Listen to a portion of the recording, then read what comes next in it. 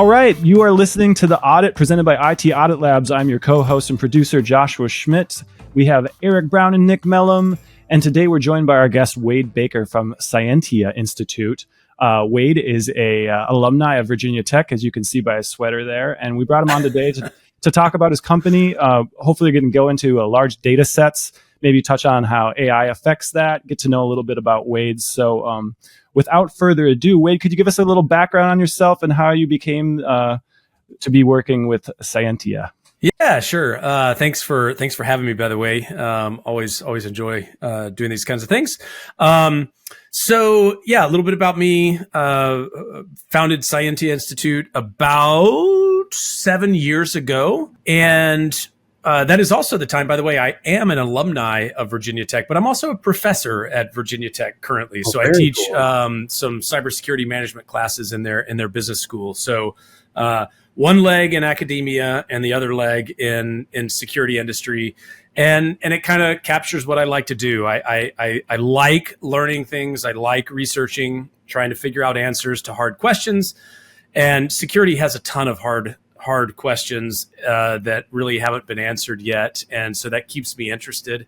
And I like answering questions with data rather than just taking a guess from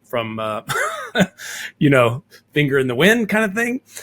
So I really have spent a lot of my career chasing different security data sets, seeing what I can learn from them, and sharing what we learn with the community. And that's what we get to do at Cyentia Institute. We get access to a ton of interesting data, and our job is mining it, drawing out insights, and sharing that in various forms of content. So it's a good gig. It's sort of one of those that I said, what do I want to do with my life? I want to do this. I wonder if I can create a business out of that. Yay, I can.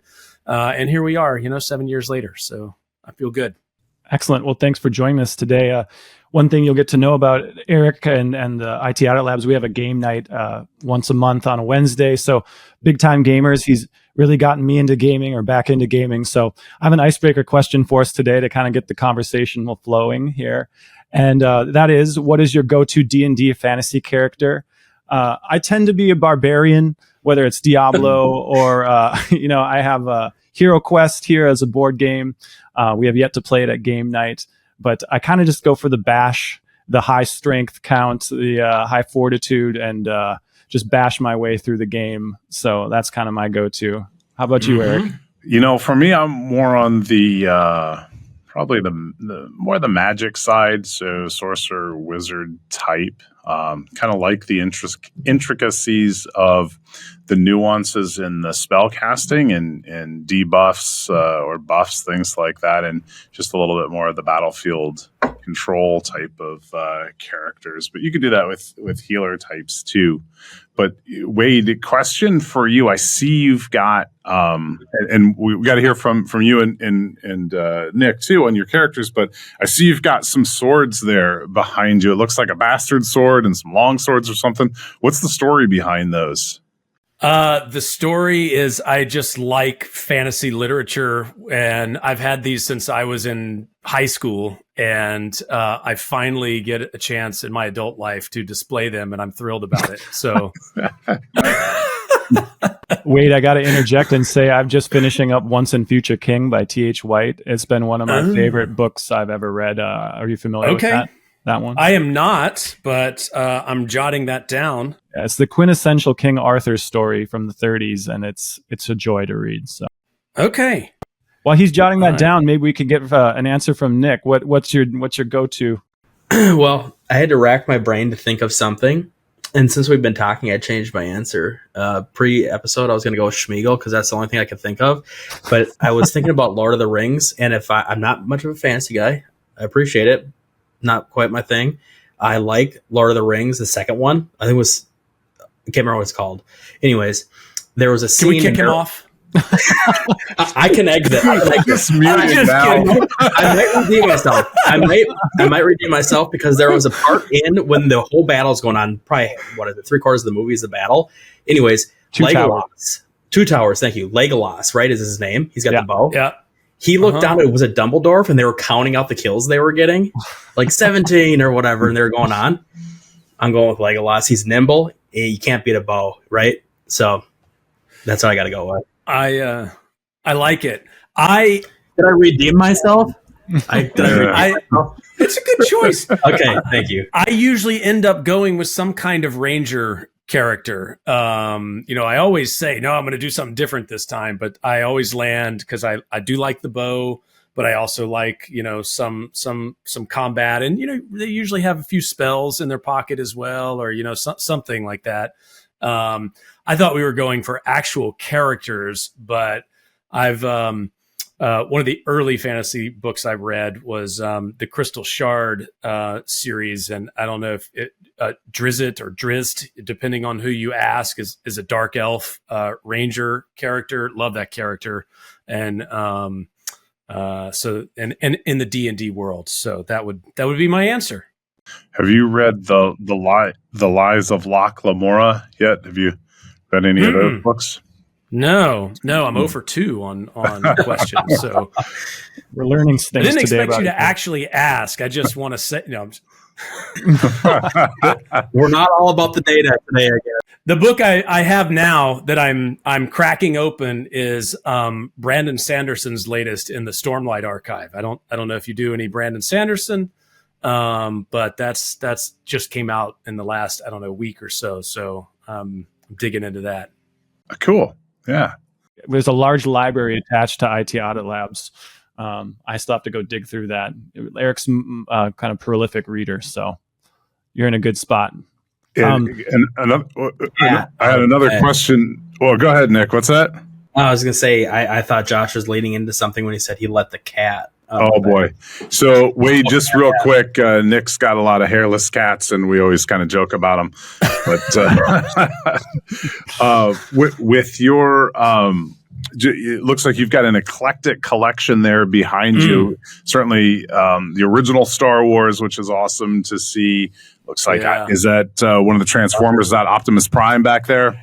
So that is Optimus Prime, but it's a Lego Optimus Prime, nice. and it actually transforms. Which to me, same thing with the Voltron over there. It's a Lego Voltron, which that's cool. It makes it even harder to make.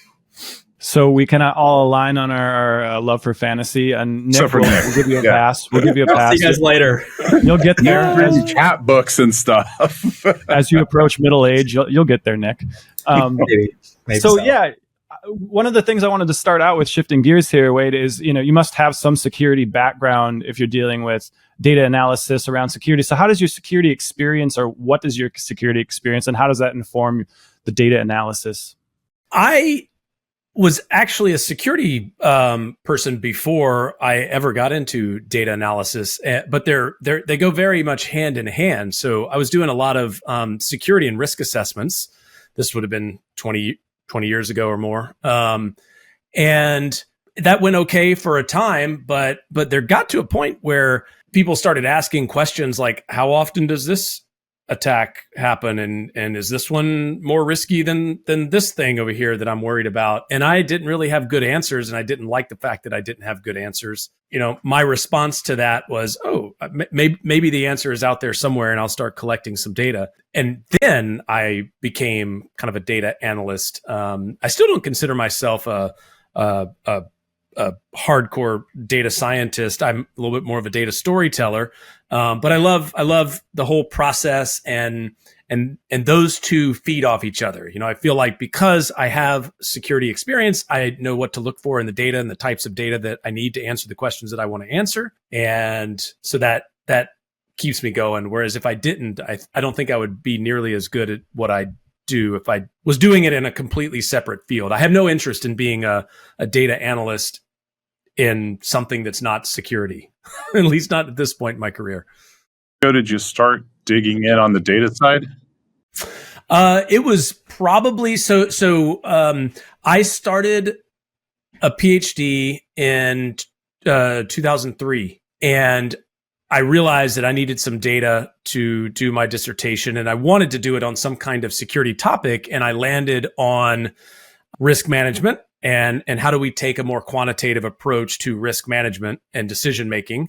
And that's when I started collecting any shred of data that I could collect. So it's been about a little over 20 years ago for that. So 2003, that was really when a lot of information was probably mostly in libraries and starting to come online, right? And now it's like if you're going to the library, the data is too old. So Right. how have you seen that change over time for you in your practice about almost real-time access to data?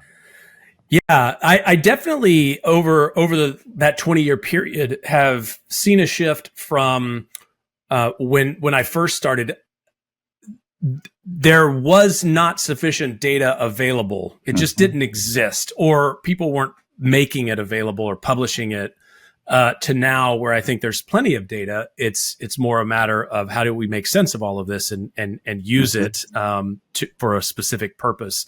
And yeah, especially in the security industry, I mean, it's kind of a cagey space. People don't just readily publish data because we're supposed to protect data. We don't just put it out there for the world to see, and especially data on risk factors. Now you're talking about when incidents occur and the frequency of those incidents, and what controls were in place or not in place, and the losses associated with them, which people never voluntarily report that kind of information. And you started to see, I think 2005 was the California data breach ruling that required if there was a data breach on a California resident, that had to be publicly reported. And then the data started kind of spilling out and getting larger and larger as more and more states did that, and making those kinds of data available. So lots of things contributing to the current state of data availability on security factors. I noticed I was working with a client recently, and they were evaluating a product that would help with AP automation. So essentially, invoices come in, the product would look at those invoices and then assign some automation and workflows to the right approver. And you could essentially train the model on, it's like you get these invoices, you match them to a PO, or if there's not a PO, what's the company, and then who it should go to in the organization for approval. And the organization was touting their ability, not the client, but the product they were looking at, was touting the ability of to recognize fraudulent invoices.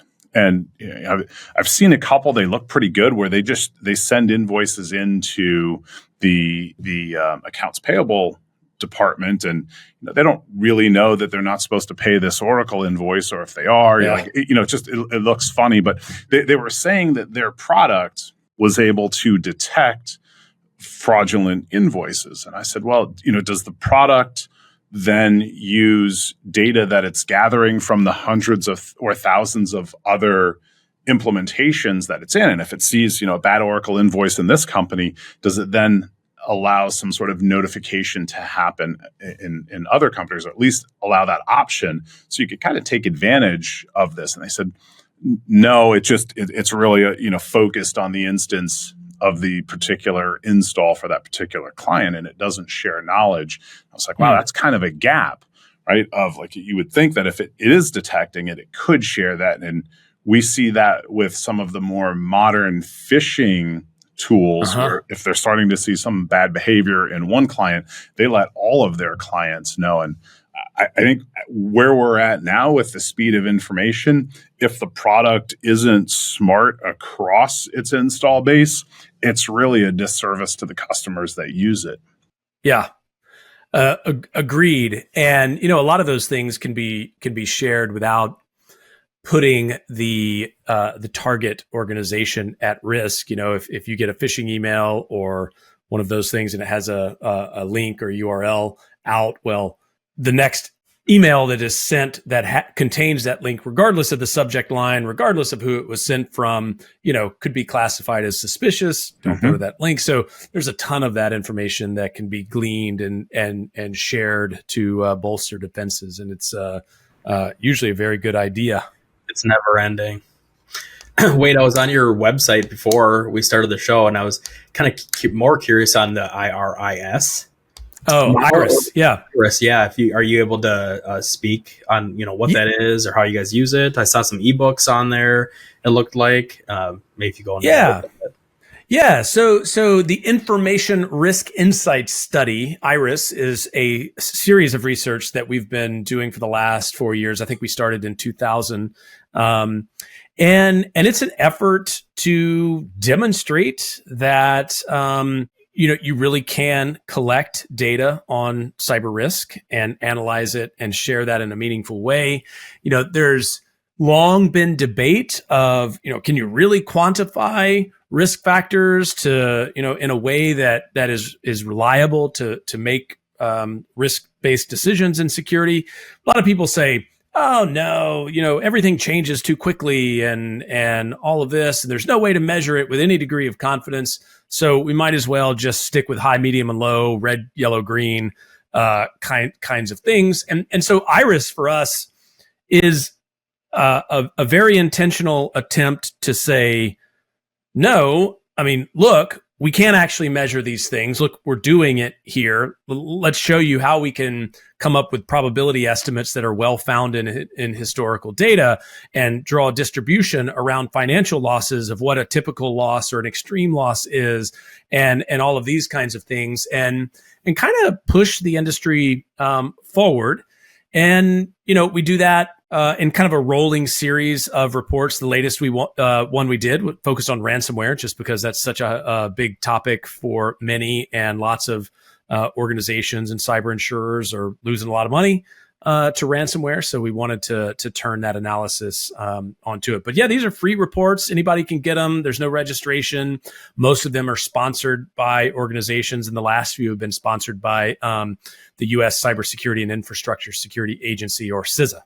And I saw that on your report where you were talking about the top attack techniques that were used by ransomware. I was surprised, right? Because I've always firsthand experience around phishing and seeing phishing and just reading about phishing being that top threat vector. But then I saw that the report called out that the public-facing applications were also very high. And that made sense with like the waterhole attacks or attacks like Soch Ghoulish, where sites are infected with this malicious JavaScript, and then lots of people are connecting to them and getting those, your browser's out of date pop-ups or what have you. So I thought that was interesting and a great way to circle back and just make that top of mind. So I don't know if you had any thoughts on that piece, but yeah, certainly interesting. Yeah, it is. And I think that's why it's important to kind of dissect these things and analyze them, because sometimes there's counterintuitive findings. Sometimes there are, I think the industry has done a good job with phishing awareness. I'm not saying it's perfect, because people still click on phishing messages a lot, but most people are familiar that phishing exists, and they shouldn't just click on everything sent their way, right? So the attackers know that, so they're always looking for new and cheaper, faster ways to exploit targets. And it's good to have an understanding of how they're going about that. And these things change, right? I mean, they fluctuate over time. I can remember a time when the remote access, remote desktop, or other types of things like that were the number one vector for most cyber attacks that I saw. And these things just come and go, and it's good for us as defenders to track them, because that helps focus what we're doing.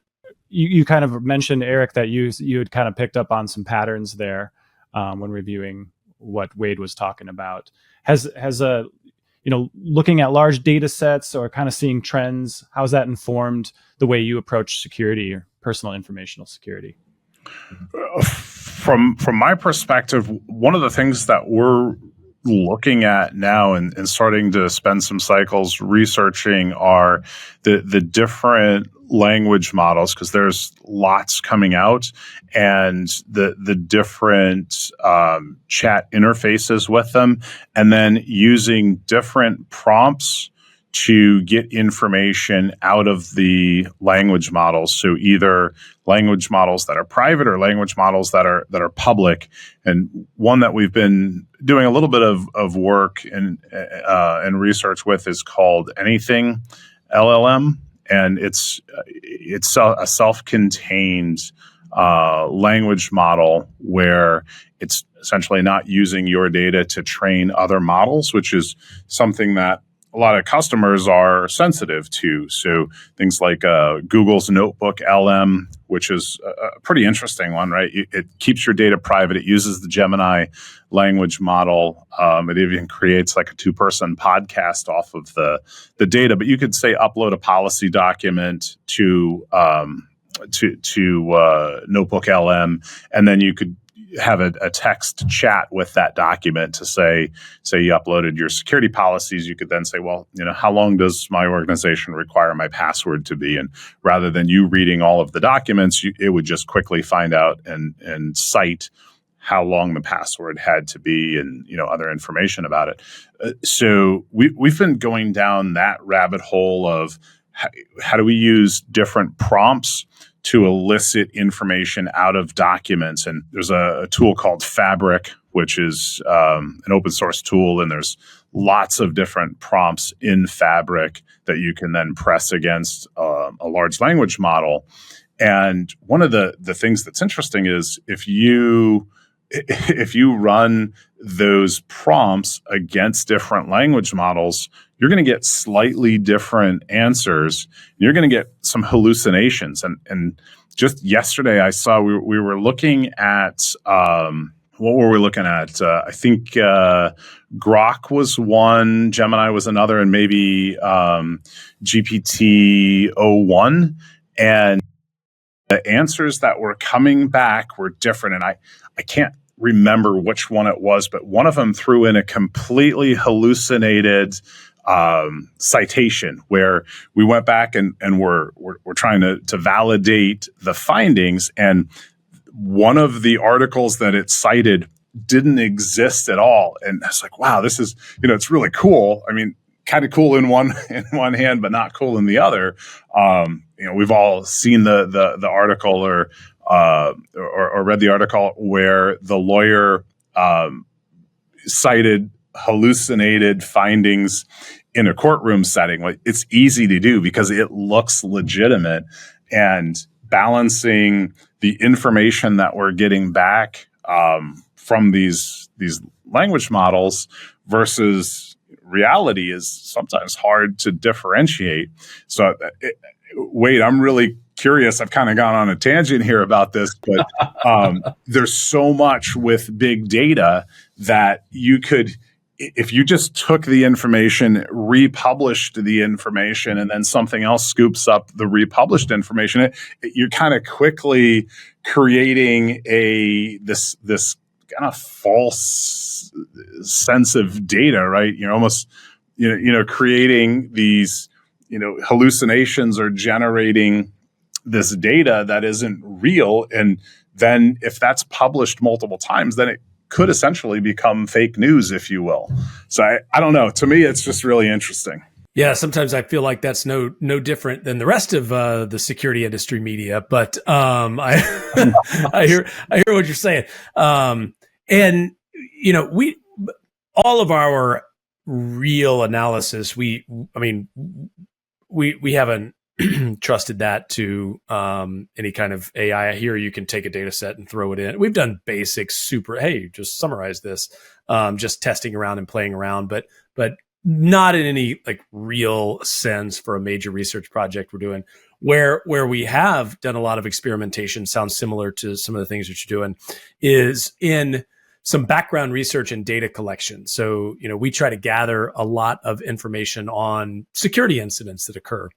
And we've been working with prompts just to, hey, has this been reported to the SEC? Are there any known financial losses for this event? Give me a summary of this attack chain and the common MITRE attack techniques that were used in this. So, and we've been noticing some hallucinations and things like that. But by and large, it's a time saver for gathering those kinds of details, and we've been putting some effort into that looks very promising. I think the going back to Josh's question, the low hanging fruit obviously for me is risk assessments, but behavior analytics has been big for us to try to predict, what might be coming in using historical data from different tool sets that we do use, to make sure we're some of our clients are more secure. So we've got a small team that's working on that. But the big one for me also is policy improvement, because, at some clients we come across that policies might be 4, 5, 10 years, unrevised. Mm-hmm. So we can paint a picture through data that, why we think this, and then we can shuffle that efficiently into policy. Another thing I wanted to bring up is funding. I think has been a big one. And I think that's what a lot of organizations struggle with is if you're at a small, medium, large, whatever it is organization, a lot of times they might have a tight purse string, right, for cybersecurity tools. And I think with data and what we're doing to protect our organization, whether it's phishing attacks, like we've already discussed, social engineering, whatever it is, we can prove with this data background why these tools are so beneficial to our security posture and our cyber hygiene. We can show C-level suites that aren't maybe in our space or our swim lanes why this is so important. So that's a quick answer for me. But hearing you talk, Wade, obviously you love this space, obviously. So I'm really curious on, I'm not a data scientist either. I don't, I do it minorly for obviously our careers, but what does a day-to-day look like? Like you guys go into the office or you going wherever you guys are working that day. What if you are working, at your organization, you're looking at these data sets, what does it look like? What does your day look like? So yeah, we all work from home. So the office is home, and we like that. But normally we are sort of paired on projects. For instance, today I am working with one of my colleagues, and it's all about some software security data that we have and that we're analyzing, and we're trying to work it to a report. So what's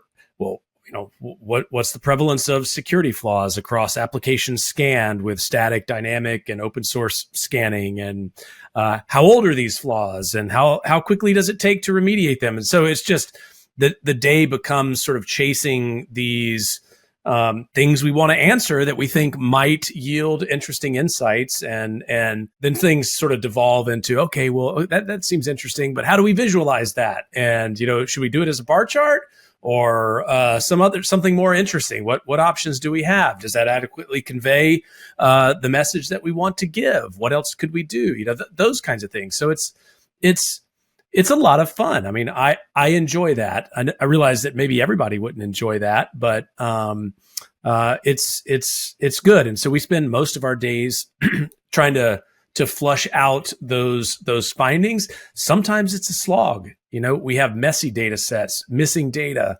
We don't have the data that we really think answers the interesting questions, and so there's definitely challenges, but it's good.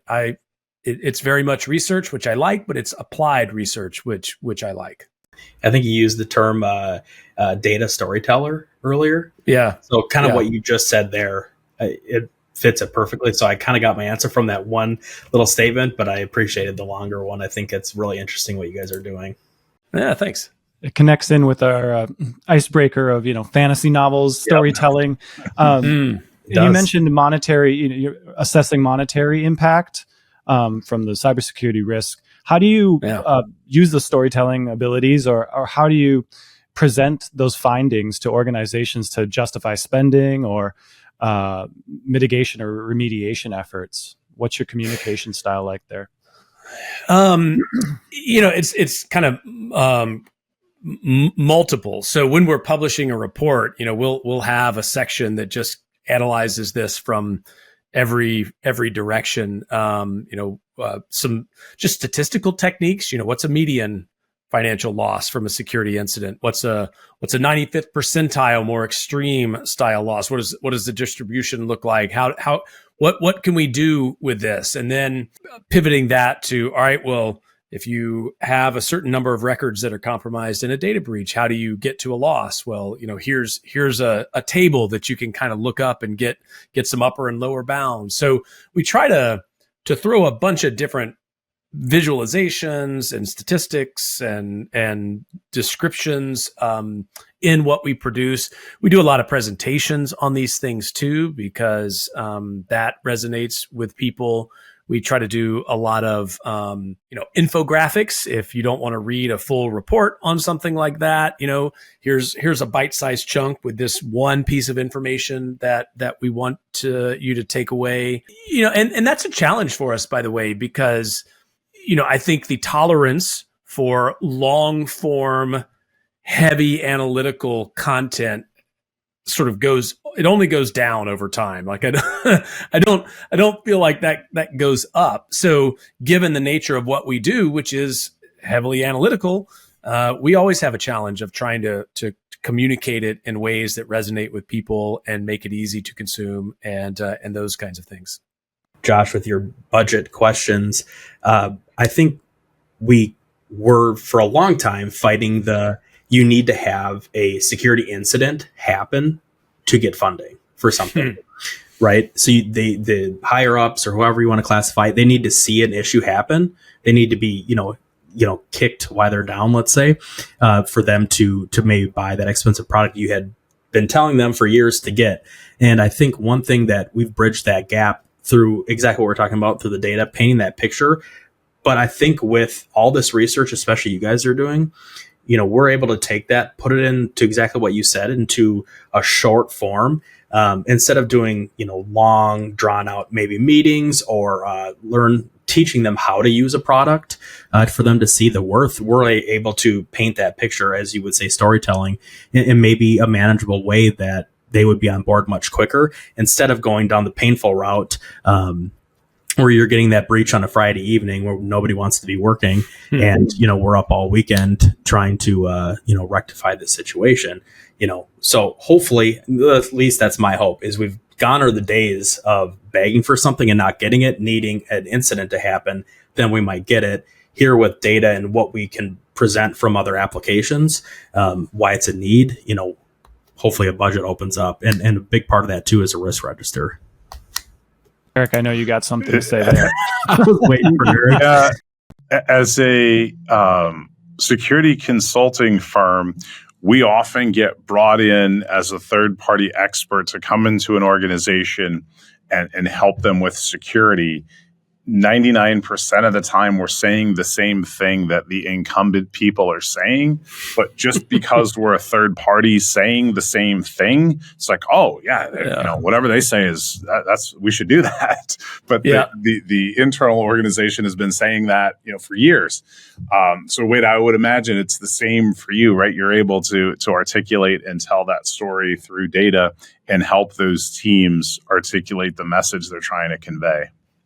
Yeah, I agree. In fact, just today I posted something on LinkedIn about human risk, and the stat was basically there's a really low number of users that are responsible for the vast majority of phishing clicks or malware downloads and stuff like that. And one of the comments was like, "Yeah, we kind of already knew that. I don't really see this as all that novel." And that's true, but that's not really the point.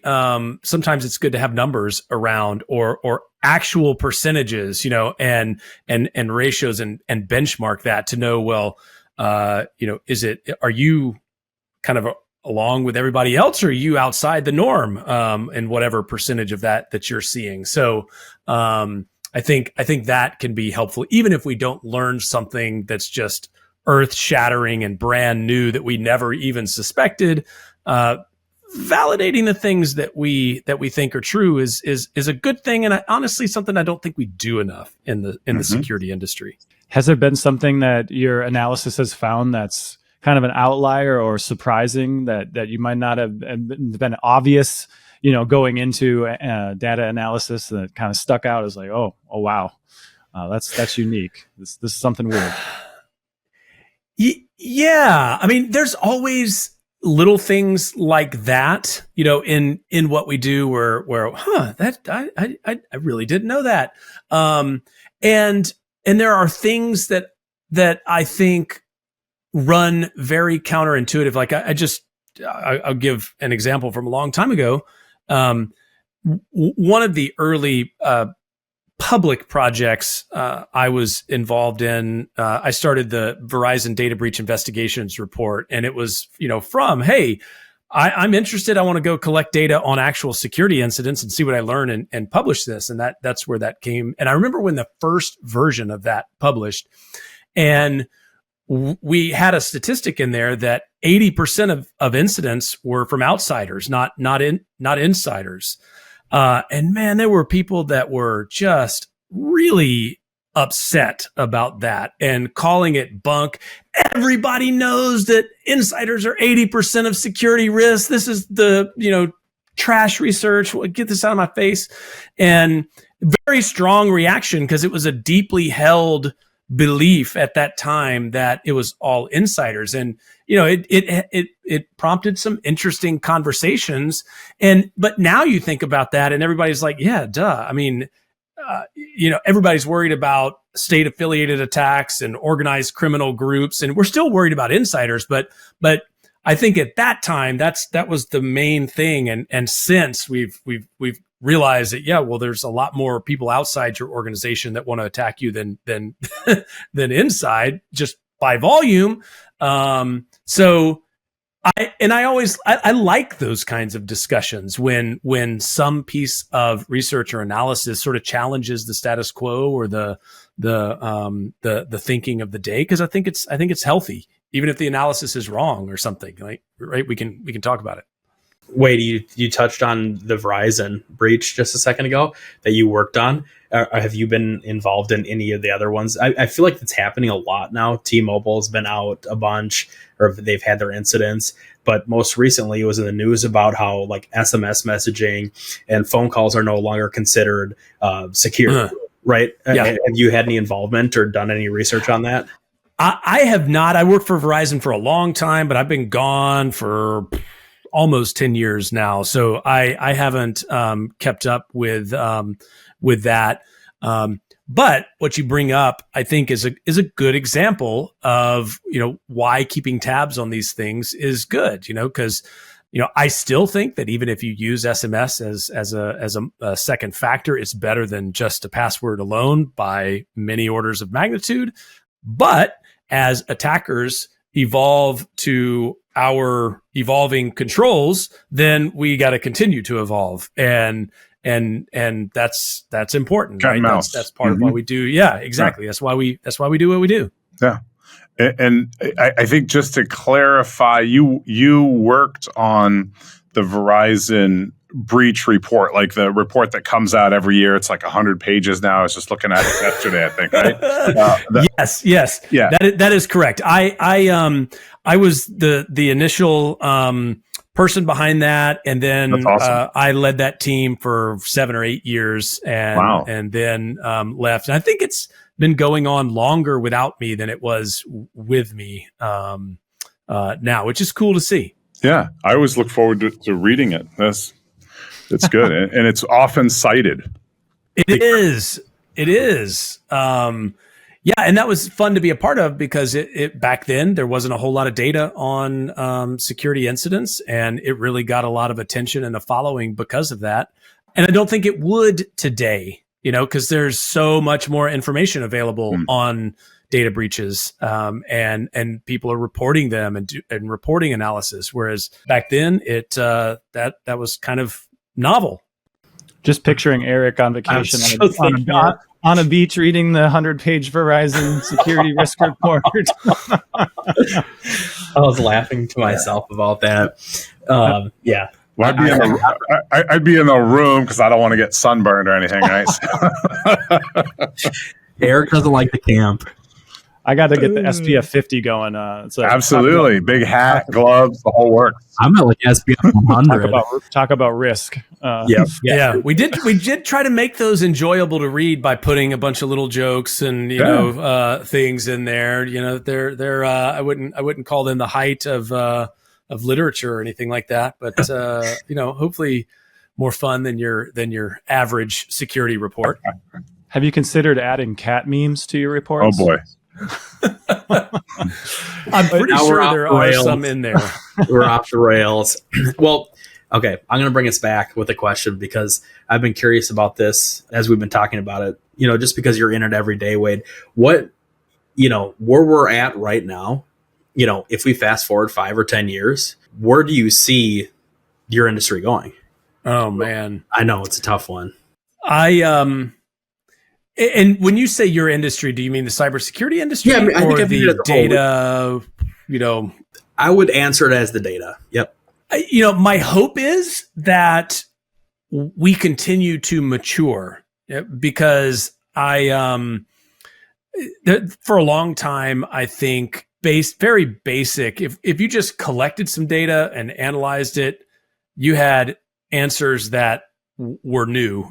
Early days, long time ago, and then it gets harder and harder. And I view that as a good sign that we're maturing, right? We need to do better analysis in order to answer that next question. And so we have to mature the art of analysis. We have to get better and more refined data, or start combining data sets together to answer these questions. And so I think that's what I see. I see continued improvement and abilities to do that. I've loved it that data science over the last, decade or so has become its own thing.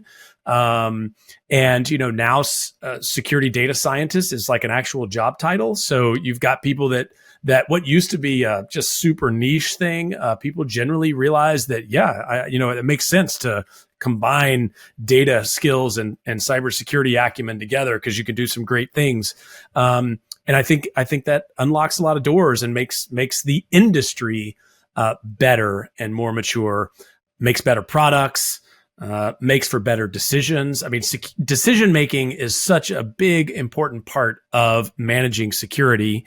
And, the more we transform that decision making from you're just winging it and it's all about how good you are, to where you can rely on good data and make data-driven decisions, I think the whole industry is better served. So instead of follow the money, we follow the data. We'll still follow the money, but who am I kidding? Yeah, I think we probably share all that same hope too, because the more better we get at reading and sifting through data, I think the better these applications we rely on every day get, right? The better we get, and these applications that are, I don't want to say taking over, power that we would do individually, right? It might replace a person on your team. I think it's, piggybacking off that person, or it's watching out for things that go bump in the night. So those things just continue to get better and evolve. And, it's making the security professionals even better, reading all these reports and whatever else. Yeah. And you guys have mentioned, investment decisions a few times. And one of the things that I really hope happens is that there's continued pressure to vet out the investments that we make in security products and services, because I think for a long time the industry has kind of gotten through without having to do that, but now security budgets are swelling so large, I think people will start asking questions and executives want more, and that forces better data and analysis to really figure out, all right, this actually works. And here's my evidence for that, right? Because we, by and large, haven't had to do that very, very much. And there's questions we still can answer. Like, if I implement this thing, what reduction in incident likelihood should I expect to see? Or what reduction in losses over the next 5 years should we expect to have? And we're still not very good at answering those questions, but I think there's more and more and more pressure and expectation that we need to be, which goes back to the data and analysis. And so I think the analysis can actually help the industry with that that thing. I think that's one thing we do focus on. You know, you were talking about loosening the purse strings, and I think in vetting out the applications we're bringing in because of that budget. Change management boards, I think, are a big deal for that. We assist on one that I can think of in particular, and we're working on vetting out different applications, goods and bads, why we might want to do that. The business might come with an idea of what they want to do. We can help direct them in a meaningful way that can tell a story about why the budget is the way it is or isn't. Mm-hmm. So the change management piece, I think, is big for that, at least for me. Yeah. And Wade, just to go back to the influencing the decision makers, kind of day-to-day insecurity or, often insecurity or other aspects of the technology. Like, we're all kind of nerds, so to speak, and, just steeped in this stuff, reading it, for pleasure, right? We could probably going to read more scientific news or security news than we are about, like, who Miley Cyrus is dating or whatever, right? I think I don't know. That's hard hitting news. Josh might be a Swiftie, but I actually do know who Miley Cyrus is dating. Just if you need to know. I got you.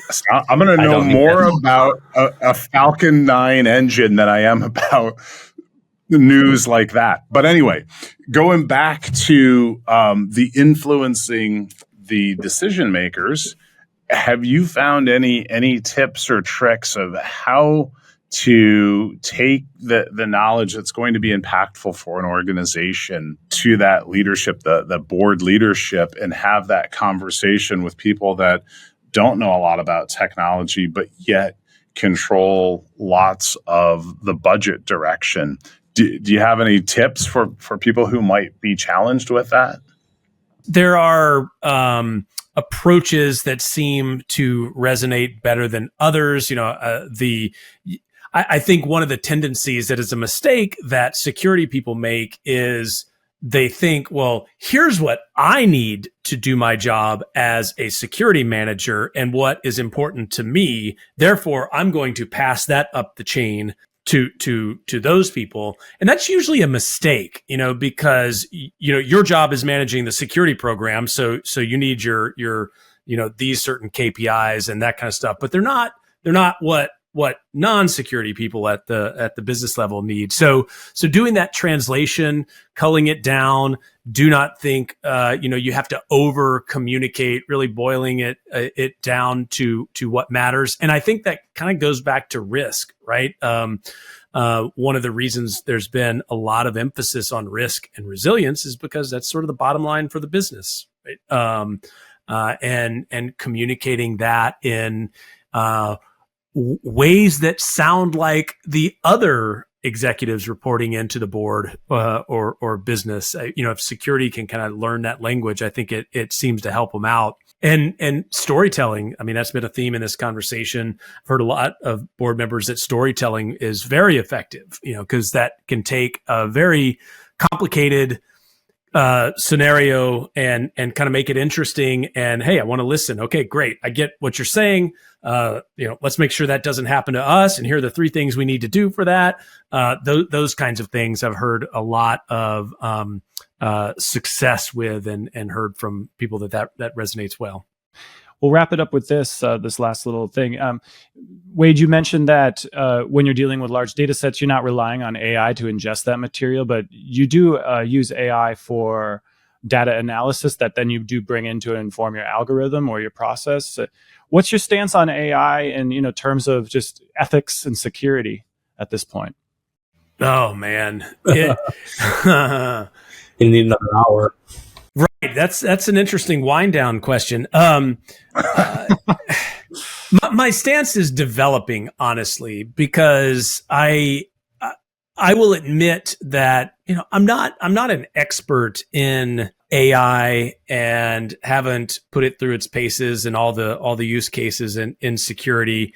And there's a little bit of a wait and see approach that I have on this, trialing it where it's good, and this is interesting in my world as a professor too. been tons of discussion about the use of AI for completing assignments, and my kind of approach on this is, well, if you're going to do that, I'm not going to prevent you from doing that. I mean, that's just one of the tools that the world now has in its tool belt. Figure it out. But what you can't do is just have it rip and hallucinate a bunch of junk and pass that to me, and I'm going to be okay with that. You need to do your homework and check it and make sure that whatever it's given back to you, it passes muster. So it's unfolding. I don't have a stance yet, and I'm kind of as confused and figuring out like everybody else at this point. Well, thanks for your time today, Wade. We'd love to stay in touch with you and see how things develop on the AI front and more generally as well. And we'll like to see your sword collection grow. Maybe next time we see you, we'll have a few more a katana or something like that in the background. Yeah, my kids have a few katanas. They're wooden, but they do like that. Thanks again for your time, Wade. You've been listening to The Audit presented by IT Audit Labs. My name is Joshua Schmidt, your co-host and producer. Today we have Eric Brown and Nick Mellum from IT Audit Labs, and we've been joined by Wade Baker from Cyentia. I think I got it, Cyentia. All right. We will be publishing this on Spotify, YouTube, and all of the places where you get your podcasts. Please like, subscribe, and share with your friends, and we'll see you in a couple weeks. You have been listening to The Audit, presented by IT Audit Labs. We are experts at assessing risk and compliance while providing administrative and technical controls to improve our clients' data security.